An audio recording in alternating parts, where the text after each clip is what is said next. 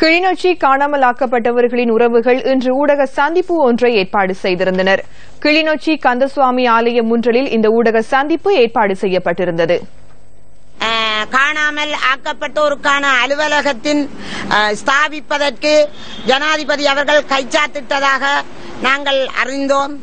உண்மையிலேயே அதை சர்வதேசமும் சர்வதேசத்திலிருந்து வாழுகின்ற மக்களும் அதனை வரவேற்றுக் கொண்டு அதற்கு ஆதரவு தெரிவித்து வாழ்த்துக்கள் கூறியிருக்கின்றார்கள்.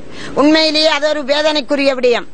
இன்று யுத்தம் முடிந்து 8 வருடங்களை கடந்துவிட்ட போது நாங்கள் பலதரப்பட்ட நிறுவனங்கள் அரசையும் அரசியல்வாதிகளையும் அமைப்புகளையும் நம்பி எங்களுடைய உறவுகளை தேடுவதை பின்னடித்து எங்களுடைய உறவுகளை தேடி அவர்களுக்கான ஒரு தீர்வை பெற்றுத்தர முடியாதவர்களாகத்தான் நாங்கள் தெருவிலே இறங்கி இந்த போராட்டத்தை நடத்தி கொண்டிருக்கின்றோம்.